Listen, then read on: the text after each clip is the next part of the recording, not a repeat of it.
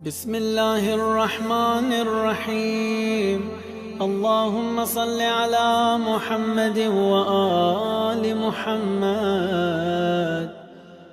چھٹے امام کے پاس ایک شخص آیا، آ کے بولا مولا میں سائن کیسے کروں؟ I know this guy۔ English میں نہیں بولا I know this guy، وہ تو نماز ہی نہیں پڑھتا، جھوٹ بولتا تھا، مارکیٹ میں فراڈ کرتا تھا۔ How can I sign مولا؟ مجھے معلوم ہے کہ مسجد نہیں آتا، نماز نہیں پڑھتا، روزے نہیں رکھتا، اور آپ بول رہے اسلام بول رہے کہ شہادت نامے پہ سائن کرو۔ میں جھوٹ بول رہا ہوں اللہ کو، پوری زندگی جھوٹ بولا، آج لوگوں کے سامنے پریٹینڈ کر رہا نہیں۔ تو جب یہ کہا تو امام نے کہا تو کیا سمجھ رہا، تو کس کی سائن کر رہا؟ تو کہا اس کی عبادتوں کی، اس کی نماز کی، اس کے روزے کی۔ امام نے کہا نہ تو اس کی نماز کی سائن کر رہا کہ نماز کی گارنٹی دے رہا، نہ روزوں کی گارنٹی دے رہا، نہ اس کے حج کی گارنٹی دے رہا، نہ اس کی چیریٹی کی گارنٹی دے رہا۔ کہا پھر کس کی گارنٹی دے رہا؟ کہا ولایت علی کی۔ شیعہ تھا، امام نے کہا اتنا تو معلوم تھا نا، مسجد میں آتا تھا، عزاداری کرتا تھا، اس ولایت کی تو گواہی دے رہا، یہ عبادتوں کی گواہی نہیں دے رہا، نمازوں کی گواہی نہیں دے رہا۔ تو یہ ہمیشہ یاد رکھو کہ آلویز معافی مانگ۔ تو داؤد سے کہا پروردگار نے تھا ریاکار، لیکن معافی مانگ لی تو ہم نے معاف کر دیا۔ لوگوں نے کہا کتنا مرسیفل ہے، کتنا مرسیفل ہے کہ صرف وہ اپنی ذات پہ رحم کو واجب کر کے گناہوں کو معافی کرتا۔ اسی لیے روزانہ صبح اٹھ کے اگر کوئی شخص 18 مرتبہ 36 مرتبہ بولے یا غفور الرحیم یا تواب الرحیم، بہت سمپل تسبیح ہے، سمپل تسبیح ہے، یا غفور الرحیم یا تواب الرحیم، تو معاف کرنے والا، تو توبہ کو معاف کر قبول کرنے والا۔ آپ کر کے دیکھو یار، کر کے دیکھو، سو سمپل اللہ کا نام ہے، یا غفور الرحیم یا تواب الرحیم، 18 ٹائمز پڑھو۔ اس کے بعد دعا کر کے بولا اللہ تو مجھے معاف کر دے، سب کو معاف کر دے۔ دوستو یقین کرو اگر معافی مل جائے نا، تم برمنگھم میں کبھی پریشان نہیں ہوگی، میرا میں گارنٹی کے ساتھ بول رہا ہوں، اس لیے کہ معافی کے ساتھ رحمت آتی ہے۔ یہ واقعہ نبی ایوب کا ہے یا نبی داؤد کا، بہرحال دونوں میں سے کوئی ایک نبی کا ہے۔ تو ان کے گھر پہ، گھر کی بلندی کے اوپر، قصص الانبیاء کی روایت پڑھ رہا میں، ان کے گھر کے جو چھت تھی، جو ٹیرس تھا، اس پہ یہ جب جاتے تو ان کا جو نیبر تھا وہ بھی مسلمان تھا، ان کی نبوت کو مانتا تھا، اللہ کی وحدانیت کو مانتا تھا۔ تو اس نے جب نبی اوپر گئے دیکھا کہ جو پڑوسی ہے، جو نیبر ہے، بڑی عبادت کر رہا اوپر بیٹھ کے، چھت کے اوپر بیٹھ کے اللہ کے اکیلے میں عبادت کر رہا۔ اچھا یہ جتنے نبی گزرے پہلے ہمارے رسول سے پہلے، ان اوپر والے جتنے نبی تھے ان کی امتوں نے جنگلوں میں جا کے بھی عبادت کی، بہت عبادت کی جنگلوں میں جا کے۔ اس زمانے میں پرمیشن تھا، لیکن اسلام آنے کے بعد، ہمارے رسول کے بعد یہ پرمیشن ختم کر دیا گیا۔ یہ اب آپ کو یہ ایڈوائز نہیں کرتا اسلام کہ آپ فیملی کو چھوڑ دو، جنگل میں چلے جاؤ، اکیلے ہو جاؤ، الگ اکیلے کمرے میں بیٹھو اور عبادت کرو، نو۔ اس لیے کہ اب اسلام یہ بولتا ہے کہ فیملی میں رہو، فیملی کا خیال کرو اور پھر عبادت کرو اللہ کی، فیملی کو چھوڑ کے نہیں جانا۔ دوبارہ یہ جب اوپر جا رہے، whenever he is going up، وہ دیکھ رہے کہ وہ بیٹھ کے عبادت کر رہا، زبردست عبادت کر رہا۔ ایک سٹیج ایسا آ گیا، ایک پیریڈ ایسا گزرا، غور سے سنیں، ایک پیریڈ ایسا گزرا کہ نبی ہے، اتنا بڑا نبی ہے، معصوم ہے، نبی کی عبادت ہمیشہ زیادہ ہوتی۔ انہوں نے کہا کہ پروردگار اتنی عبادت تو میں بھی نہیں کرتا، یہ کتنا عبادت گزار ہے تیرا بندہ، یہ کتنی عبادت کرتا ہے، ہر وقت کبھی تسبیح میں ہے، کبھی سجدے میں ہے، کبھی خالی بیٹھ کے دعا مانگ رہا، مسلسل 24 گھنٹے، جب اوپر جا کے دیکھ رہے وہ عبادت میں۔ کہا ہے پروردگار کتنا عبادت گزار بندہ ہے تیرا، کیا اس کا سٹیٹس ہوگا؟ آواز آئی اے داؤد، اس کا ایک سجدہ ہماری بارگاہ میں قبول نہیں ہے، پلیز غور سے سنیں، ایک سجدہ بھی ہم اس کو ایکسپٹ ہی نہیں کرتے۔ پوچھا پروردگار تو عادل ہے، اتنی عبادت کے بعد دیکھو، بولے آواز آئی یہ تو ہپوکریٹ ہے، ریاکار ہے، یہ لوگوں کو بتانے کرتا ہے کہ پورے سماج میں، مثال دے رہا میں، پورے معاشرے میں، پورے سماج میں لوگ اس کو بولیں کہ یہ عبادت گزار ہے، یہ لوگوں کے لیے کر رہا، میرے لیے نہیں کر رہا۔ اور یہ وہی کامن چیز، ہم تھوڑے سے ڈونیشن دیتے، تھوڑی سی عبادت کرتے، میں جو بول رہا کہ دل میں خیال آتا، اس سے بچو، اس سے بچنا بہت ضروری ہے۔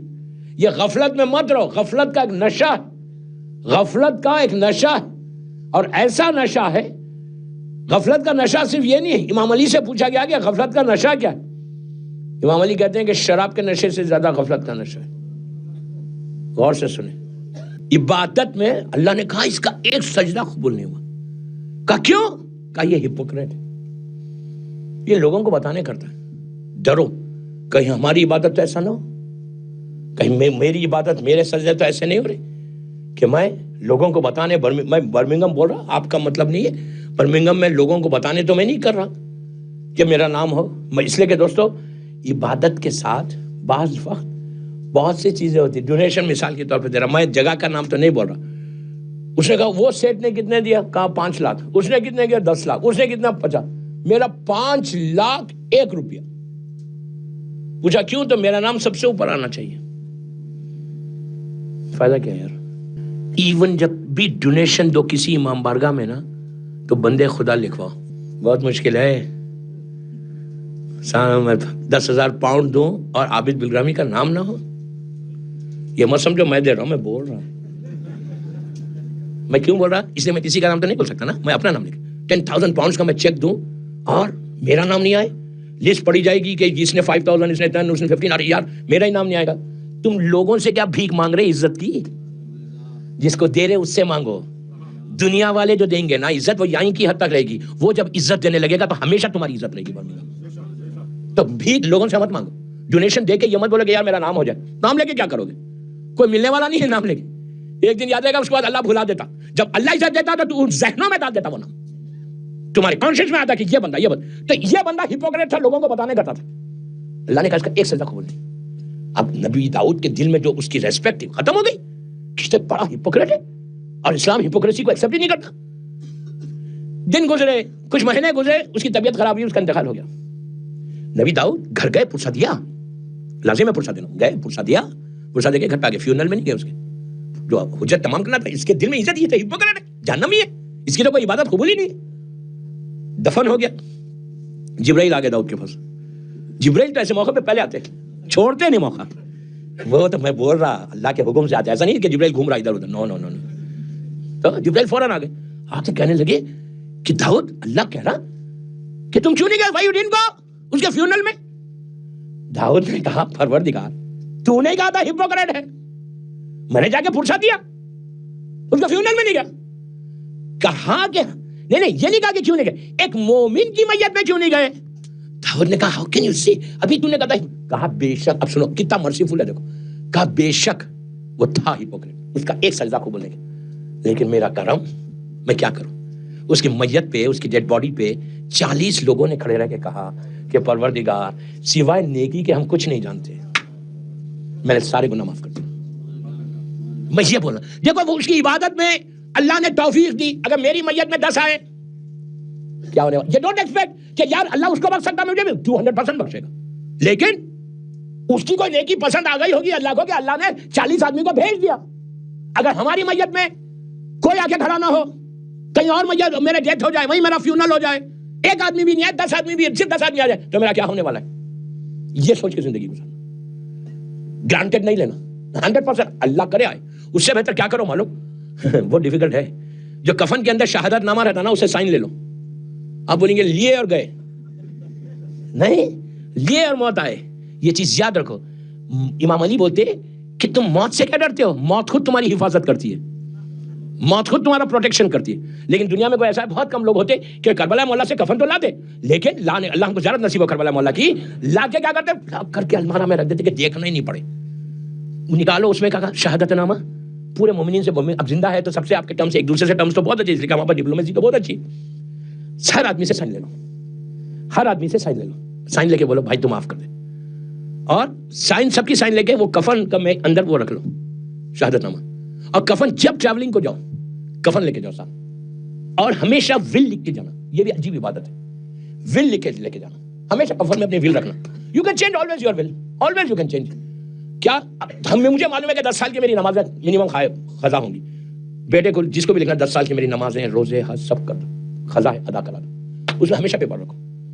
جب ٹریول کرو، فلائٹ سے جاؤ، کسی سے جاؤ، 10 دن کے لیے جا رہے، 8 دن کے لیے، کفن تھا. ویزن یو کے ہے تو ٹھیک ہے یار، اس لیے ہم آ جائیں گے یہاں پہ.